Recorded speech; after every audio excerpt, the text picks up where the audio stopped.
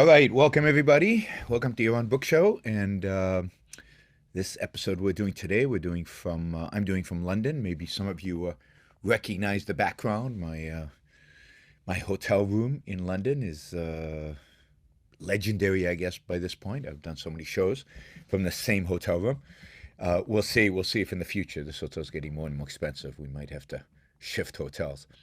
So. Great to see everybody. Alexander says, I hope you're not too jet lagged. I'm jet lagged. Maybe you can't see on the video, but I'm exhausted. It's 9:30. I'm partially doing the show just to keep myself awake so that I don't go to sleep too early and wake up too early. So anyway, it should be interesting. I want to talk today about these sexual assault accusations against Kavanaugh and how it should think about them, or at least how I think about them. And and I also want to talk about some conclusions maybe, or some issues that came out last night. Hopefully, all of you watched last night, and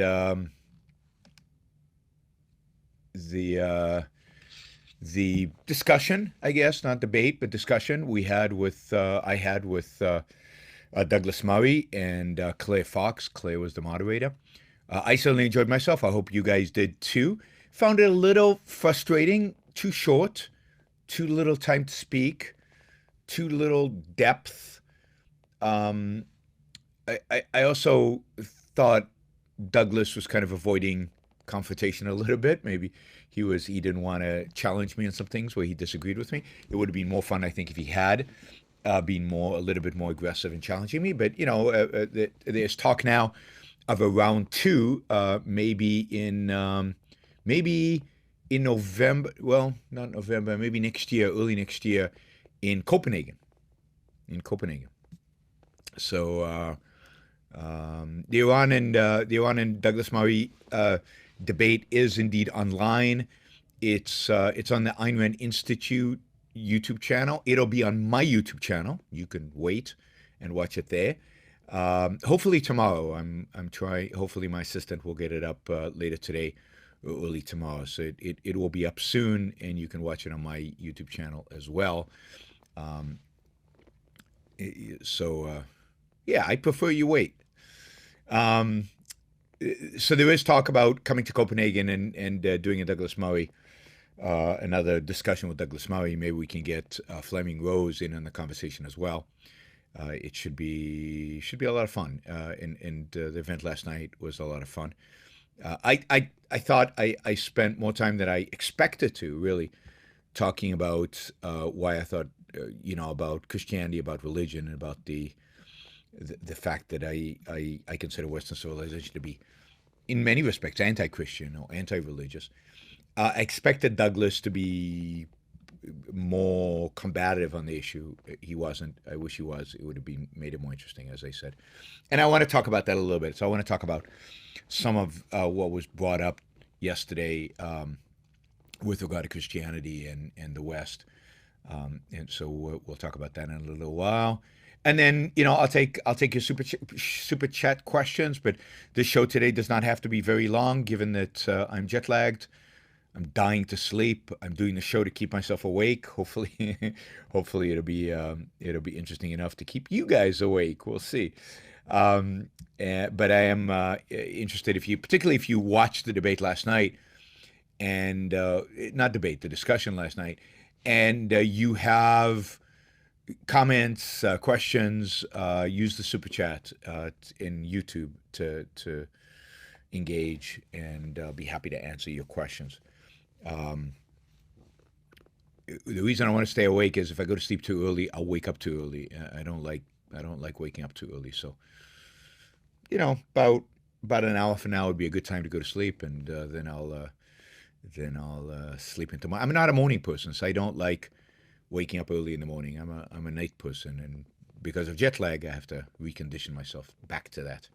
Anyway, I wanted to do the show independent of that, so I haven't done a show in a while by myself. And I want to comment on Kavanaugh. So the stuff with Kavanaugh, I find interesting and a real litmus test or an indication of the state of the culture in which we are in.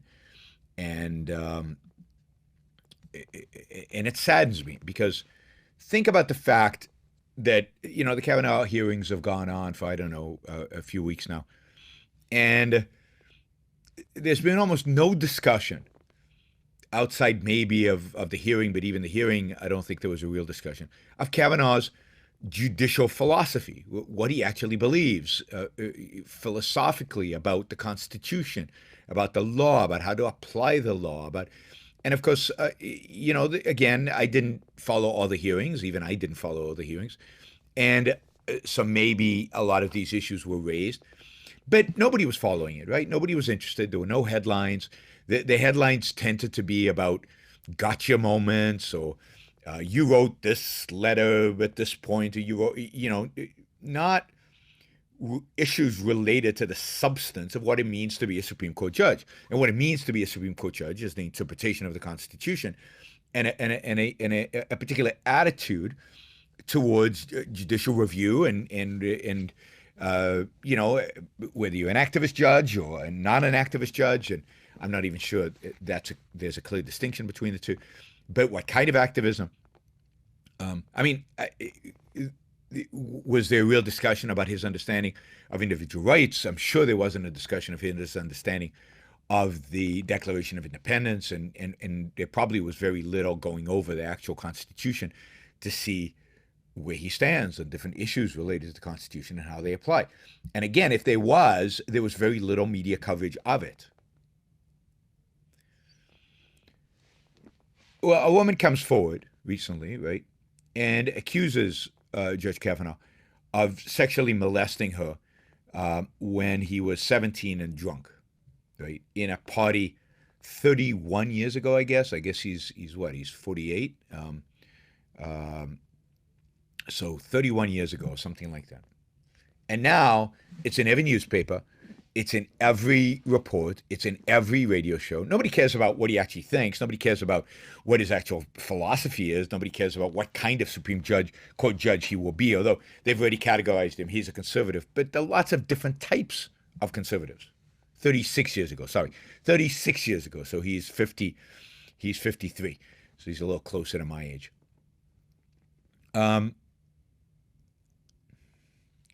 And everybody cares. This is what they care about. They care about something that a 17-year-old did 36 years ago, more than they care about the thoughts of a potential Supreme Court judge right now, today. Now, I can understand completely if the sexual assault happened last year, 2 years ago, 5 years ago, 10 years ago, if there was a pattern, if multiple women came forward, particularly from more recent times. But this is, as far as we know, a one-time occurrence when he was 17. And it's all over the place. It's all over the place. And it just shows the anti-intellectual nature of the culture in which we live. The anti-intellectual nature of everything that's going on in the world today. It is truly scary to me, right? Stewart says that Ted Cruz asked Kavanaugh for his favorite part of the Federalist Papers. I mean, that's good. And Ted Cruz seems to be more educated about the Constitution, more educated about the founders. And of all the candidates in the presidential election last time, Ted Cruz was the one who most tried to bring up the Constitution and the issue of individual rights, probably more than any other presidential candidate. He still, it was terrible, primarily because of the religious issue. But at least, he has a respect for the founding document and the governing document of this country, and particularly as it relates to the Supreme Court. So we live, and maybe America's always been like this to some extent. I mean, Ayn Rand always criticized it, but I suspect it was better. I suspect there was more interest in intellectual ideas, and certainly there was no scrutiny of judges 30, 40, 50 years ago in their personal lives, or politicians for that matter. Otherwise, none of our former presidents and I don't know about Supreme Court judges, but certainly presidents would have been elected. And of course, there was no scrutiny of Donald Trump's personal life. And if there was, and if that were deemed important, he would have never got elected. But suddenly, we scrutinize every aspect. Now, you could say it's a man-hating culture. I don't think it's a man-hating culture. If he really did commit this assault on this woman 36 years ago, then that is a bad thing. But it's 36 years ago. There's a statute of limitations. One bad thing that you did 36 years ago does not wipe out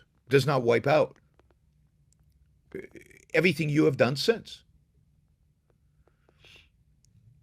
And the idea that this should be taken seriously in any sense is ludicrous in my view. He didn't kill anybody. He committed something that would be bad if it's true. And maybe at the time he should have been prosecuted for it.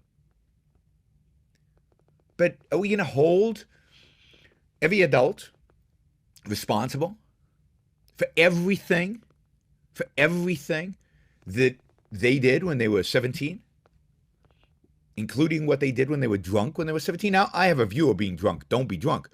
I mean, it's a drunkenness that causes you to do these really, Kavanaugh seems like, I don't agree with him on a lot of things related to the Constitution, related to law, related to his philosophy, related to religion, related to executive power.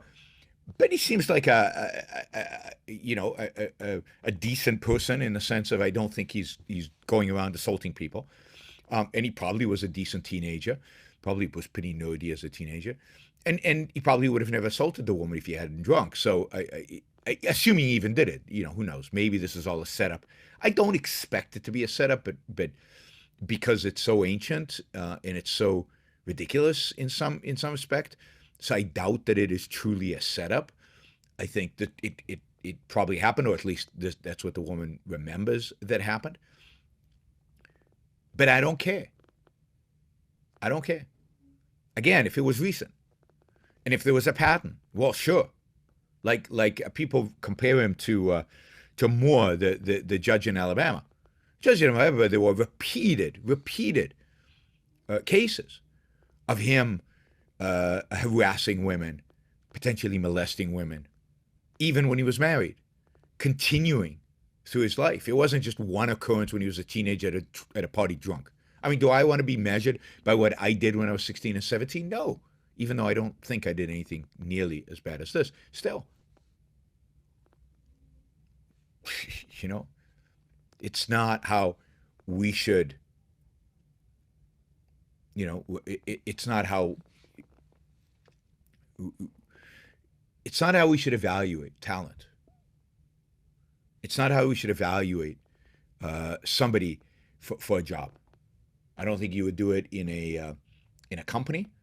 Again, 36 years later, 5 years later, absolutely. 10 years later, maybe. 36 years later, no.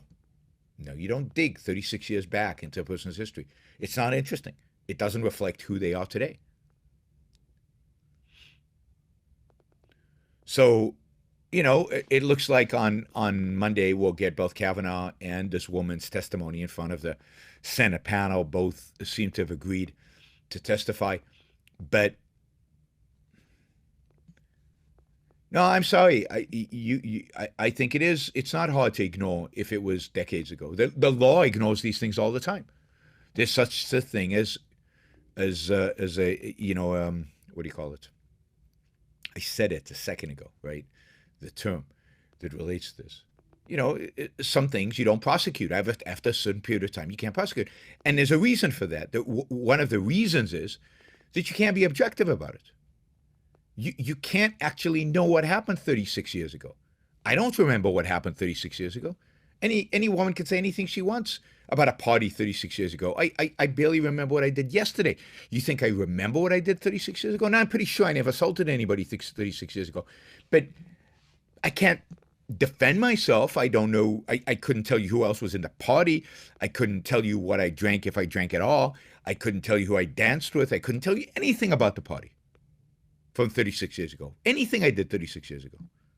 Well, a few things. I think I got married 36 years ago, so I could probably tell you that a little bit. But even the wedding, can I tell you who was there? I don't remember who was there. Statute of limitations. Thank you, Amy. That's why I need Amy on the show. We need young blood on the show to remind me of the things that I forget.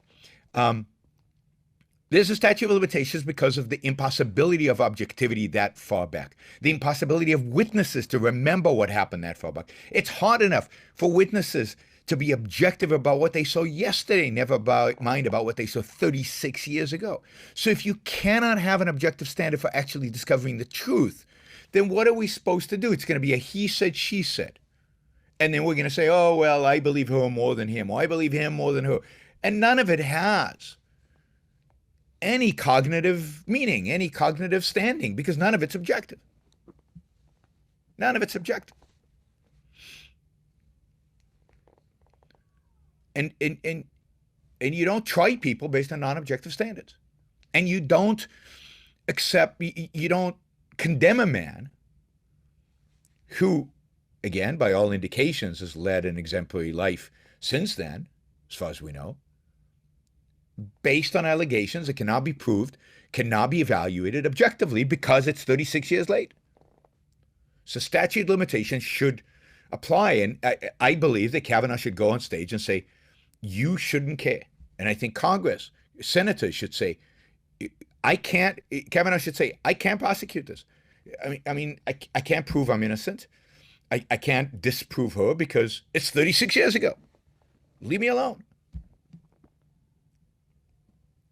Now, I don't know if it's normal for a 17-year-old to, in a sense, molest a 15-year-old. I mean, yeah, when we were 17, we did some stupid things. We probably touched women in ways that are inappropriate, and we should have been slapped down. If it was really as bad as this woman is claiming, then she should have filed charges at the time. We do stupid things as kids, trying to figure out what it means to be man, what it means to be a woman, what are the differences between men and women. All of that is part of what we do as we're growing up. Again, I'm not justifying it. I'm just saying it's what happens. But that is irrelevant in the sense that, again, if it was 5 years ago, it would be relevant, but it's not. Now, it's true. Shane says Kavanaugh should not say he shouldn't care because that would be suicide. Yeah, it would be suicide because we live in a crazy, insane, infantile, concrete-bound, anti-intellectual world. I mean, Donald Trump is tweeting that she's lying. How does he know she's lying? How does anybody know she's lying? Maybe she's telling the truth. I don't know. Nobody knows, and nobody will know. After this, we won't know. We still don't know if Anita Hill was lying. And that was a recent event. That wasn't way back in the past. This is why you have courts of law. This is why if somebody molests you, go to the police immediately and have him prosecuted. Don't wait 36 years to bring it up when he's being nominated for an important position.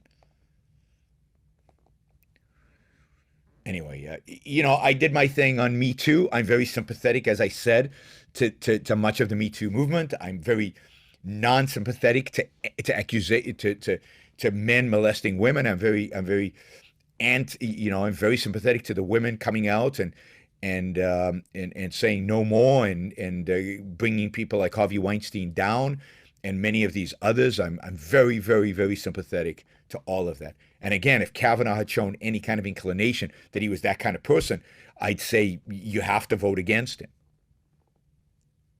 But as far as I know, and we'll see what happens, and maybe this is her attempt to get other women to come out. But as far as I know, as far as we know to this day, this is one accusation about one event when he was a kid. You don't evaluate a man in his 50s based on what he did when he was 17. That would be absurd. That would be absurd.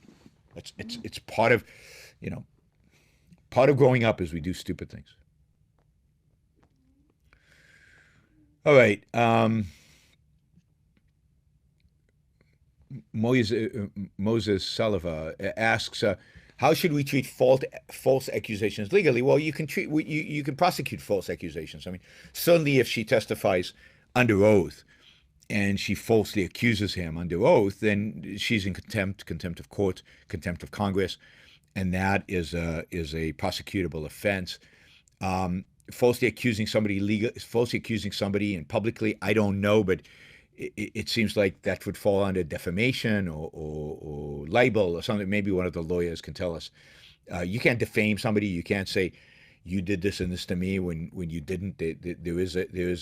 There are laws in the books today. There are procedures in court that allow you to seek remedy when somebody does that to you. That doesn't concern me. If she is falsely accusing, now again, how do you prove that she's falsely accusing? Part of the problem is that we'll never know. We'll never know. I mean, she at some point demanded the FBI investigate this. How can the FBI investigate a 36-year-old crime? A 36-year-old crime that happened at a party 36 years ago. There's no physical evidence anymore. The witnesses, again, I don't remember what I did and what I saw 36 years ago. So, yeah, there is no investigation. All right, if you have any questions on that, if you have anything you want to say on it, then you've got the Super Chat feature. You can make a comment, I'll read it, or you can ask a question, I'll do it. But if there's nothing more on this topic, I'm going to shift topics. All right. Brandon asks, this is a good question. Should people be critical of Google for cooperating with the totalitarian China in creating a censored search engine? I mean, I'll quibble. I don't think China's totalitarian. It's authoritarian, but I don't think it's totalitarian. And there's a difference. Authoritarian means a government, a ruling system that has the authority to do anything it wants, really, to control anything. But totalitarian means it actually implements that control every aspect of life. That it's totalitarian means total control of everything. And I just don't think that's China. And I've been to China several times. I've spoken in China. I've been allowed to speak on capitalism and criticize Mao and criticize the Chinese regime, Chinese system of government. That would not be tolerated in a totalitarian regime. Now I'm not trying to whitewash anything. They are authoritarian and they can be brutal and they suppress free speech and they go after certain people, not as consistently as totalitarian regimes do. And there's a lot of opposition within China that are free, that are not in jail. But granted that, change totalitarian to authoritarian, should people be critical of Google for cooperating with authoritarian China and creating a censored search engine? Absolutely. Absolutely. I mean, it's horrible to see American high-tech companies cooperating with the Chinese government on ways to restrict the freedom of their own citizens. And this has been ongoing because Microsoft has been doing it. American companies have sold the Chinese facial recognition technology, which is being used which was explicitly, the purpose of which was to be used to spy on Chinese citizens. People, American companies have given the Chinese government and the American government, by the way, back keys into servers, so the equivalent of the NSA in China and the NSA in the United States can spy on us and read our emails and figure out what we do. So to the extent that tech companies are cooperating with Chinese government or the American government for that, in that case, they should be condemned. I think it's horrible. I think it's a sanction of the victim. It'll turn out it's a China that is not free, a China that is more and more authoritarian, a China that might one day become totalitarian, and they are using technologies in ways that are going to make them totalitarian, is not good for Google. Google won't survive in such a world. Google will not get money in such a world. Google will be wiped out. So that is not a good world to strive towards. It's not a good world. It's not the kind of world American business should be helping create. I saw a story about this new initiative in China. This is the move towards totalitarianism. I don't think they're quite there, but a move towards. The Chinese want to initiate something called a social scoring system, where they give a score to every Chinese citizen based on how good they are to society. And to do this, they are using CCTVs everywhere. They're trying to plaster China with CCTV so they can monitor you, facial recognition, so they can identify you no matter where you are, and track you. And they're really starting to institute Big Brother in the full manifestation, a real totalitarian state. And they're going to track you. The next step is, and I saw an article about this. I haven't read it yet. I'm going to read it and let you know about it. But an article where governments around the world are interested now in chips that you will be able to implant into babies when they're born, and be able to track them from when they're born. They'll do it in the name of, well, we want to make sure they exercise, or, well, we want to monitor their heart rate and all this other stuff so we can provide better healthcare services, particularly in socialized medicine. You can expect that this will become a dominant request, is to put a chip inside of you so that the government can monitor your health, so that they can allocate medical resources more efficiently. That'll be the excuse. But think about it. They've got cameras everywhere. They've got a chip in you, which maybe has a GPS. They've got facial recognition on the cameras. They will know everything about us. They'll know, they'll know literally everything, everything physical about us, everything physical that we're doing. They can't quite read our minds, but they're probably working on that too. That is real Big Brother. That is totalitarianism, in the kind of totalitarianism that 1984 envisions, a kind of authoritarianism, totalitarianism that is far worse than anything that the communists could ever do, because they didn't have the technology for it. And that's the hope. The hope is that as it becomes more and more authoritarian, the technology collapses, that they can't sustain the technology, because technology to invent, and I think to some extent to sustain, requires freedom. And as freedom collapses, the technology will collapse with it, and the authoritarianism will collapse with that. But it's going to be ugly in the meantime. And it takes a long time for everything to collapse. And for American companies to help that, that is terrible. That is terrible. Luke asked, given that you said how bad Google is in collaborating with the Chinese in limited searches, should the U.S. government intervene in some way? No, not unless the U.S. government deems China an enemy state. And again, I believe the U.S. government should have categories. Friends, people that we're not happy with, but not friends, but are not enemies. I think China falls in that category for the most part. And then a third category of enemies. And the category of enemies you do not trade with, you do not supply technology with. Google wouldn't be able to do contracts with China if we define China as an enemy. Now, granted, in the world we live in today, we don't define anybody as an enemy. I mean, Donald Trump is best friends now with the genocidal murderer of North Korea. So we have no enemies, right? So I can't expect the current foreign policy, establishment to define that. But if we had a list of enemies, Iran, North Korea, then you would say you can't trade with them. Embargo, not tariffs, embargo them. And then Google couldn't do it.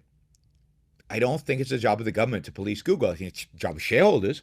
I would hope some shareholders would sponsor a shareholder amendment urging Google, in the name of the owners of the company, not to cooperate with the Chinese in this way.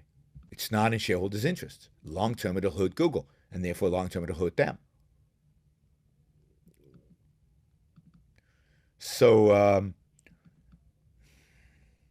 again, I don't think China's totalitarian. I think they might become totalitarian, but I don't think they are. They're authoritarian, and they are. I don't think it's wrong to engage with them economically at this point.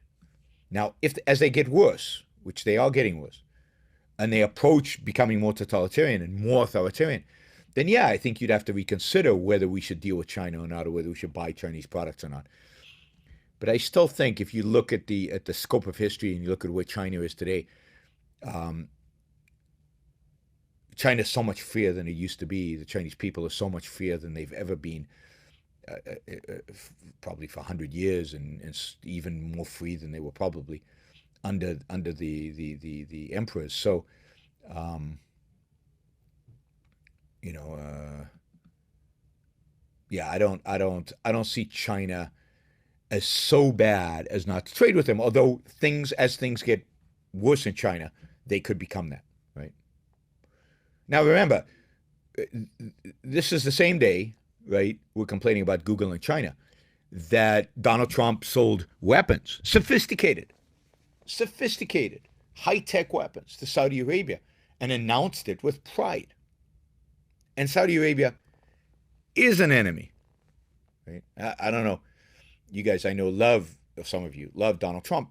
What's he selling weapons to Saudis? The Saudis, the funders of Al Qaeda, the funders of ISIS, or at least in its initial phases. Really? We're selling them weapons? Wahhabis are controlling American weapons. They have been for decades. But Donald Trump, the tough guy, is proud of that?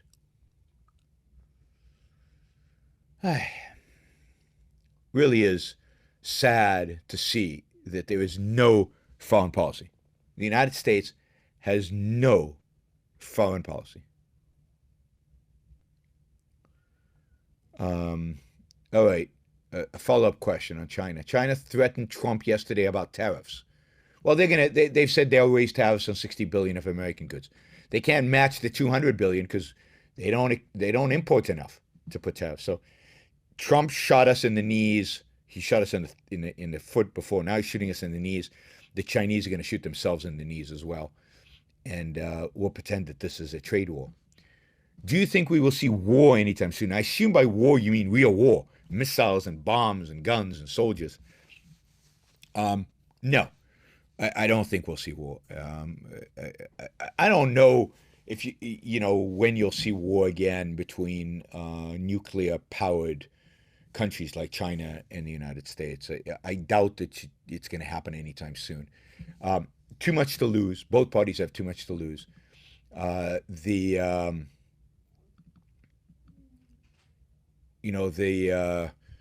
you call it? Both parties have nukes. Any kind of war could easily deteriorate into a nuclear confrontation. Chinese certainly don't want that. I don't think Donald Trump wants that. No, so I don't see a war. I think China and the United States will push each other, will nudge each other, but I don't see it coming to actual physical confrontation. I don't think the Chinese want it. The Chinese would lose. They'd lose big time. The United States would whip him in open warfare. So they're much smarter to learn from the Islamists. Just chip away at the U.S. You just take a little bit here and take a little bit there, and you chip away, and so on. I haven't missed your question. Can't think of a name. I will get to it. It's just that these questions all have a common theme, so I don't want to jump back and forth. So I mean, we're already in a trade war of sorts. It's nowhere near as bad as the trade war of the 1930s, of the early 1930s, which led us into a Great Depression. But it's still stupid and bad. And Americans are going to pay for this, and Chinese are going to pay for this. Hardworking Americans, hardworking Chinese businesses and individuals are going to be, are going to pay for this, and are going to suffer as a consequence of this. And there's no reason for it. There's zero reason for this. So, it's unbelievably self-destructive. It's unbelievably suicidal. And, it's not suicidal because we're not going to actually die. But it's self-destructive. Why? What for? Because he made a campaign promise. Because he's advised by people who know nothing about economics. Yeah, so tariffs are stupid. If you're going to do something because somebody's an enemy, then you embargo them, but you do not put tariffs. Tariffs never, ever, ever, ever, ever, ever, ever make sense. There's never an excuse for them. Okay, can't think of a name. Asks, what is the objectivist rationale on abortion? Um, Actually, I'd recommend that you go back to a show I did last week with Larry Salzman. I thought Larry did a good job explaining the objectivist rationale on abortion. Basically, objectivism is pro-abortion. Yeah, I said pro-abortion, not pro. We believe abortion is a good thing. Wow, I said it. It makes it possible for a woman to decide and to decide whether to have a baby or not. It gives her an option of how she's going to live her life. And that's a good thing. That's a moral thing. That is so from an objectivist perspective, the essence of morality is, making choices about your life, that rational choices about your life that will make your life the best life that it can be over the long run, over a lifetime. Morality is about being rational about those choices. And whenever you can create a political situation, and politics is about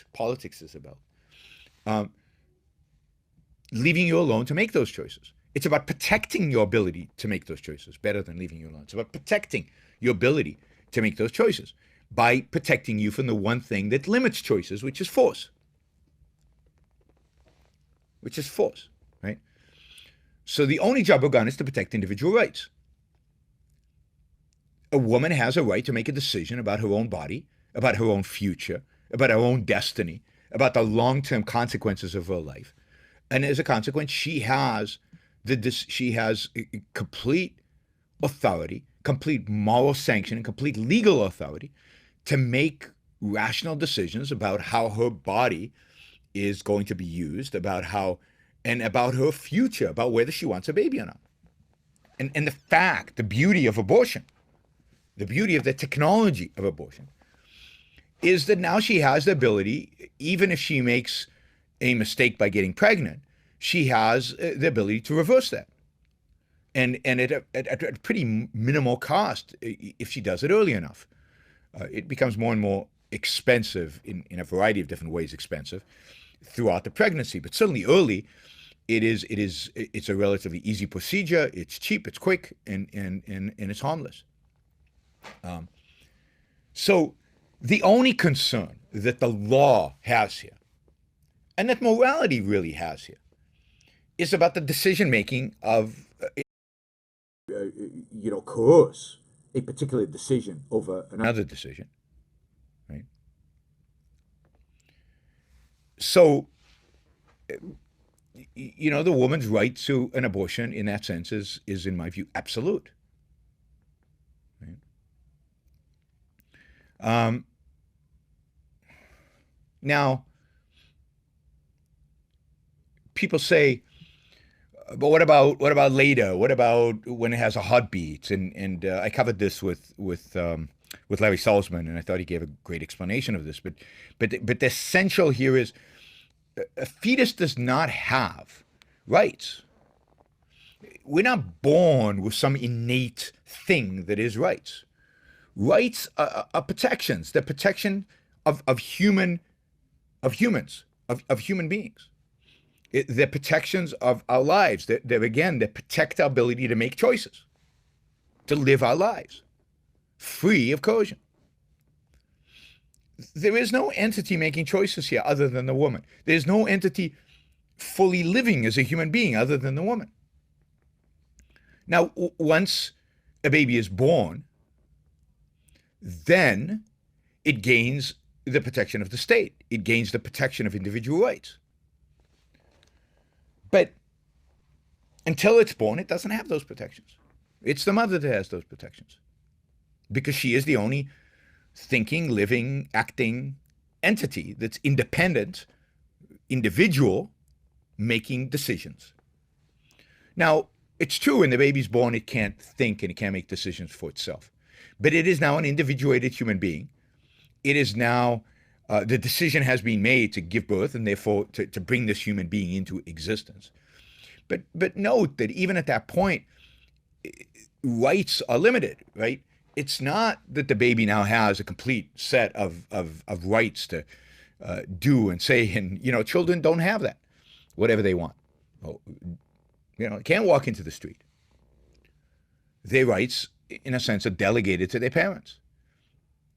So rights are contextual. Rights are in the context of morality. Rights come into being in a context of morality. To be a moral functioning being is the adult, is the mother. And therefore, her rights are the ones that must be protected. Now, we could go on and on about this. And again, I encourage you to go listen to my conversation with Larry Salzman, which was excellent in many respects, but I thought he gave a really good issue with abortion. Brandon asks, so we're going to continue on the abortion thing. Why should abortion be allowed after viability? Again, because there's no fully functional, there's no context for granting the viable fetus rights. The woman has the rights. If a woman is indecisive for that long of a time, shouldn't we protect the unborn child, provided the birth will not harm her or the baby? No. For first, there are very few abortions, very, very, very few abortions that are done after viability. Almost all the abortions that are done after viability are abortions that have to do with either the risk to the mother's life or a birth defect, a serious birth defect in the fetus. So this idea that the debate on abortion is about last trimester is just not true. It's a red herring, right? And it just does not. Doctors won't do it. It's not a pleasant procedure. Women don't want to do it.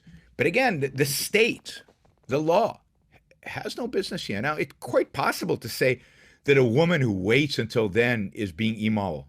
I'm open to saying that because it increases the risk. It's a bit of whim worship. It's probably not rational. If they didn't want the baby, she should have done it first trimester. But as long as the baby's not born, as long as the baby is inside as long as the fetus is inside the mother, it is part of her body, and the decision is fully and wholly hers, and whether the fetus lives or does not. There's no, again, we don't believe in natural rights, that you have natural rights when you're viable. As soon as you're viable, boom, God puts natural rights into you. No, rights are in the context of, it's the application of morality within a social context. It's to protect acting human beings, acting in reality. A fetus is not acting in reality. A fetus is not a fetus is inside the mother. He's not an acting, individuated being, and as such has no rights, and therefore the state should not be protecting. Again, it might be immoral for the mother to do it, but the state has no business in this.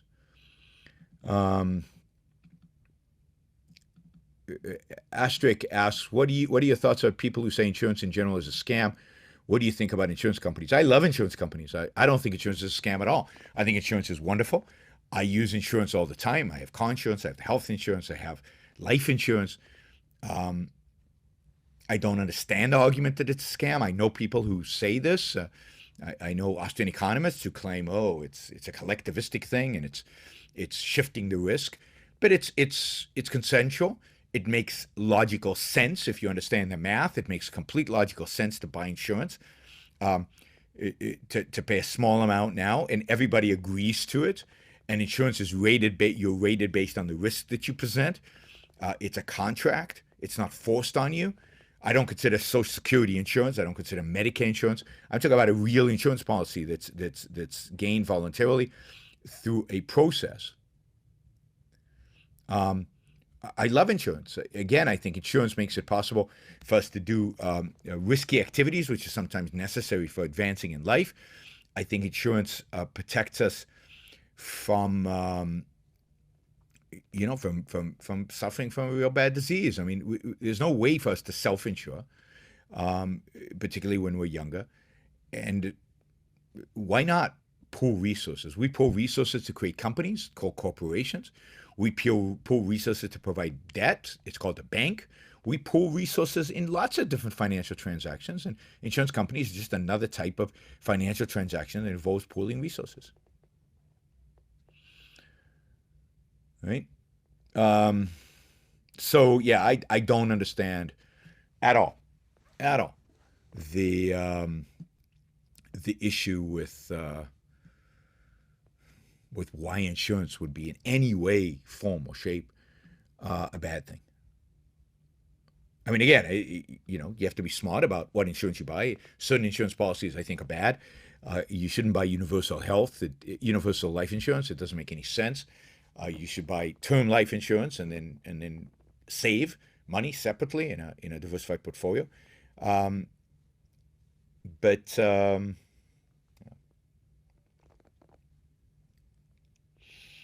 so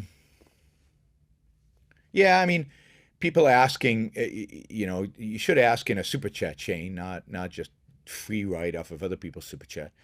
But yeah, if somebody shoots a pregnant woman and kills both her and the fetus, or just the fetus, is he to blame for the murder of two lives? Yeah, yeah, because the mother has chosen to carry the fetus. As long as the mother chooses to carry the fetus, it is hers. Now, is it for murder? No, but it is, you're harming the mother and the baby that she has chosen to have. An abortion is she chooses not to have it. So you're violating the mother's rights. It's not that you violated the fetus rights. You violated the mother's rights, but doubly, in that you not only took, I don't know, you shot her and you destroyed her kidney, but not only did you destroy a kidney, but you destroyed the fetus that she intended to carry through life. So, all right. I think I got all the super chat questions. Did I miss anybody? I'm just going back and checking. I think I got them. Okay, you can keep them coming if you want.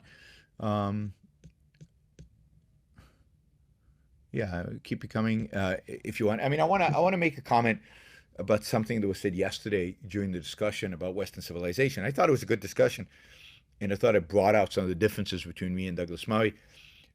I was a little disappointed we didn't go deeper into some of the issues. Certainly, the issue of immigration, there was a lot more that could have been discussed, and it wasn't really discussed. And partially because I do think the context of Europe is very different than the context of America. I think that the issue of Islamic immigration is very different than the issue of immigration more generally, given that we're at war with with a certain part of the Islamic world. So I think there are a lot of issues that we could have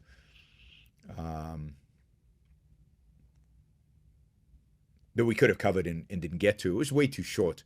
I found it frustrating, but I think I said at the beginning of the show, there is talk about a part two, where we will have an opportunity to delve deeper in some of these issues. I did want to, at some point, Douglas Murray said, you cannot separate Western civilization from Christianity. It would be something completely different if not for Christianity. And there's a certain truth to that.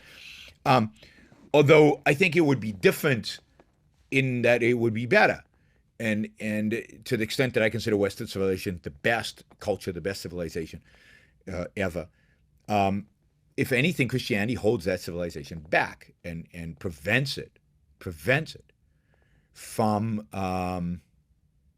full manifestation of its destiny. Indeed, I think one of the reasons that Western civilization is in decline and has been in decline for at least 100 years is because it never expunged Christianity from within it, that it has never rejected Christianity and religion more broadly completely from it. Even in Europe, Christianity was given morality. So they took away the mysticism, and they took away the mysticism primarily, but they kept the Christian morality. The Christian morality has never been challenged. The Christian morality has never been just rejected by Western civilization. And until it does, Western civilization will struggle. What is holding back Western civilization is altruism. The strongest, most powerful, most virulent form of altruism is religious altruism, even when it's held in secular societies. So the Christian form of altruism, which I think is the worst, the idea of suffering for sins you didn't commit, the idea of dying for the sake of others, the idea of self-sacrifice as a virtue, the idea of the sanctity of the life of Mother Teresa and the evil of the life of Bill Gates. That kind of Christianity has to die out for Western civilization to thrive and be successful and to prosper and to do well. And as a consequence, of course, Islam has to die out from within Western civilization, and Judaism, I think is a very weak force within Western civilization, so I'm not sure it has that much impact, but certainly Christianity does. But imagine imagine the arts. We talked a lot about the power of arts and the significance of art as helping bring meaning. Imagine the art of Western civilization without Christianity. I mean, wow. Imagine if Michelangelo just made sculptures like the David and wasn't handcuffed spiritually and physically by a pope, but certainly spiritually by Christianity and the need to go on and on about the fatal state of man and original sin and we're all going to hell and just this weight of Christianity, of guilt, of oppression on his shoulders. What kind of sculpture, what kind of art would we have today? Imagine if the art of the post-Renaissance had all been secular rather than all religious themed. I mean, wow. Wow.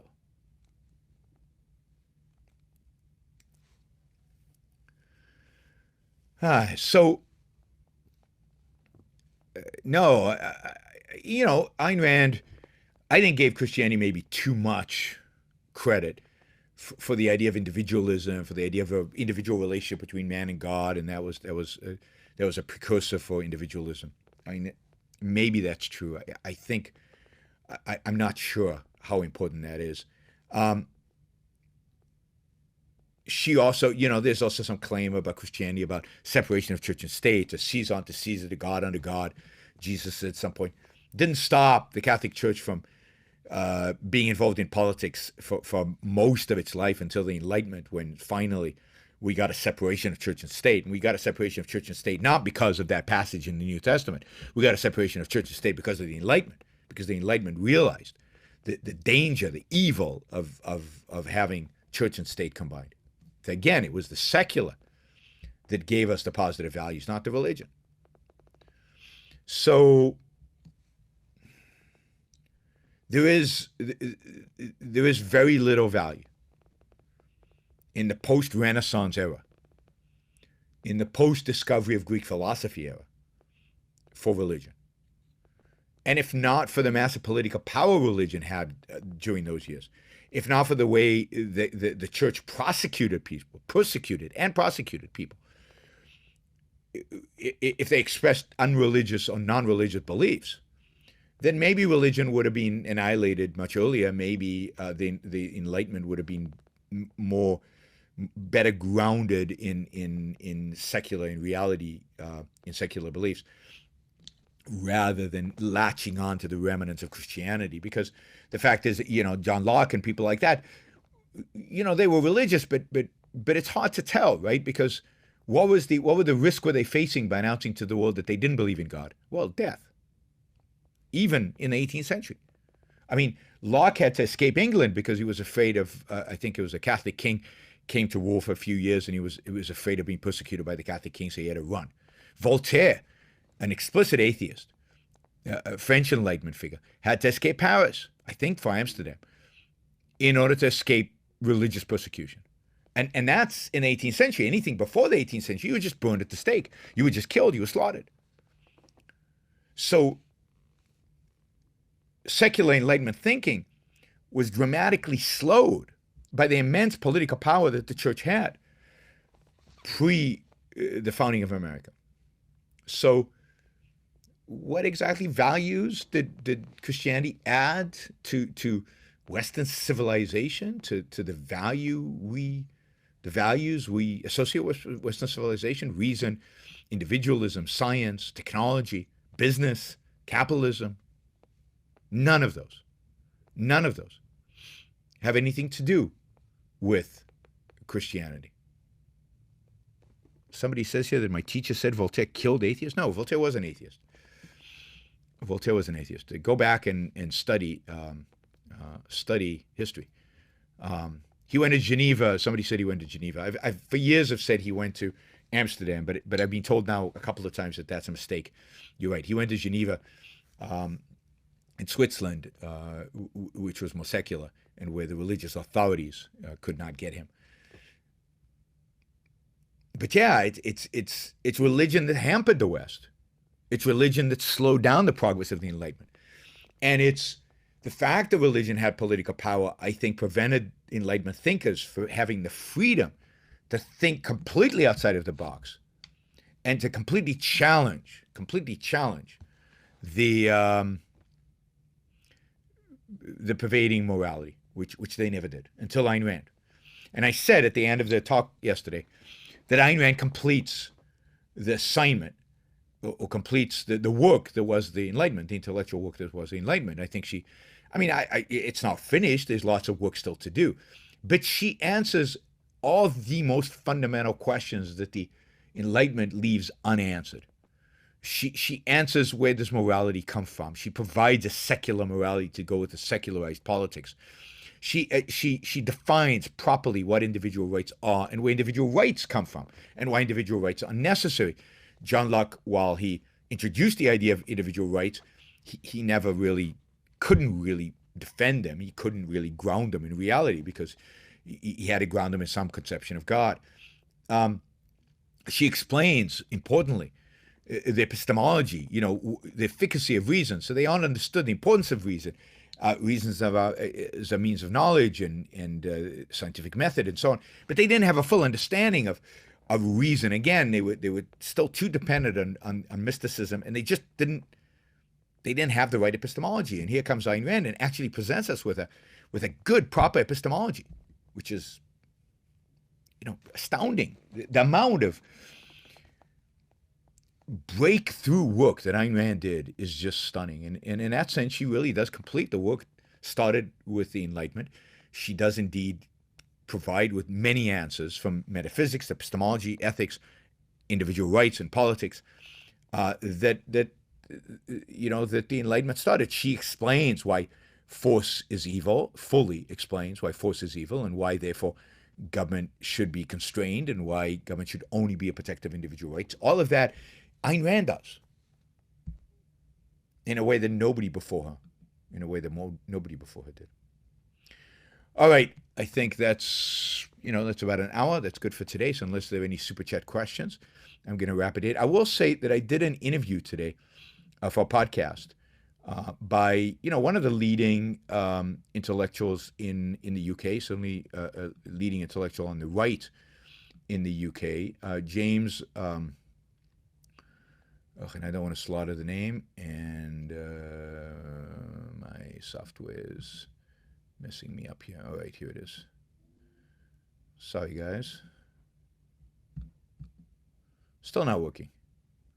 Anyway, James Delingpole, who is very, very influential thinker, writer, intellectual on the so-called right. He's actually, and I didn't even realize this, he's actually affiliated with Breitbart. So he's much more pro-Trump than I am. We had a little bit of a conversation about Trump. But he came to my hotel and we taped a podcast. And when the podcast goes up, I'll let you know. We've also talked about doing an event in the future. He is this is great. This is the kind of people that I need to interact with, that I want to interact with and impress on them the importance of Ayn Rand. He's written negatively, very negatively on Ayn Rand, I think in 2010, a little bit more positively in 2012. And I think after being with me I think he's likely to be a lot more positive about Ayn Rand. I think there's a very high likelihood that um, this is going to be positive. Um, so this isn't a series. So we did Douglas Murray yesterday. We did James Delingpole today. On October 13th, I am doing an event with Dave Rubin and Weinstein. If you live in New York, you can look it up online. You can find Ayn Rand Institute, search Weinstein, Rubin, and it will come up.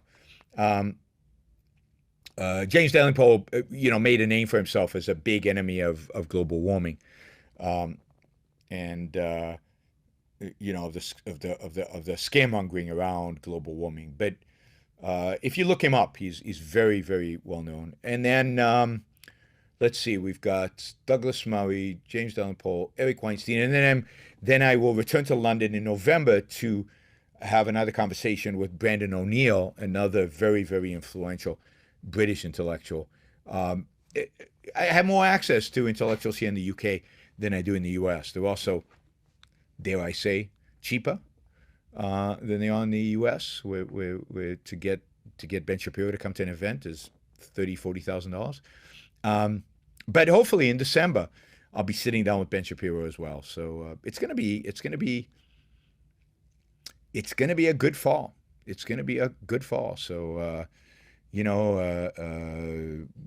hitting. Already sat down and met Jordan Peterson. Now we're doing Douglas Murray, James Delingpole, Eric Weinstein, Brandon O'Neill, and of course Ben Shapiro. So hopefully by the end of the year we'll have covered all of those. Hopefully that'll generate some significant increase in my subscriptions on YouTube. So those of you out there, please remember to subscribe on my YouTube channel. Please remember to add your support to the show by going to Patreon and making a contribution. All right, Brandon has one more question. Why aren't rights natural? Not from God or the supernatural, but from the absence of force, fraud, and coercion. Yes, rights are not from the absence of force, fraud, rights are the recognition that man must use his cognition, his reason, in order to survive and thrive in reality. And as a consequence, when he is in a social context, when he's with other people, then he must be protected from force, fraud, and coercion. And that is what rights serve. Rights serve the purpose of recognizing that force is the enemy of reason, and that reason is man's means of survival, basic means of survival, and that rights are the means by which we protect reason. It's the means by which we protect the human mind. It's the way in which we protect the ability of man to be moral. We protect his ability to make choices, to be rational, to use his mind. So rights are not part of our nature in the sense that we're born with them. It's in the DNA. They're not given to us by God. They're not imprinted in us through evolution. They're a consequence of the kind of being we are. They're a consequence of the fact that we are a rational being. They're a consequence of the fact that reason is our basic means of survival and that force is the enemy of reason. That is what rights are. They're the recognition of that, and they're the subordination of laws, the subordination of government, of man to the laws of morality, to the idea that you cannot use force on other people, because by doing so, you're destroying their capacity to take care of themselves, and therefore you're destroying their capacity to act on their own behalf, to be moral. All right? So they're natural in the sense that they're not supernatural. They're natural in the sense that they come from the nature of man, but they're not natural in the sense that they're part of us. They're not an intrinsic feature, and therefore a fetus just doesn't have them. And it's not like when they're born, whoop, something is thrown at them by nature, by God. It's that once they're born, they become individuals. They become actors within a social context. They become beings which must be left free to use their mind to pursue their values. All right. All right. Thanks, everybody. And I'll probably do a show tomorrow.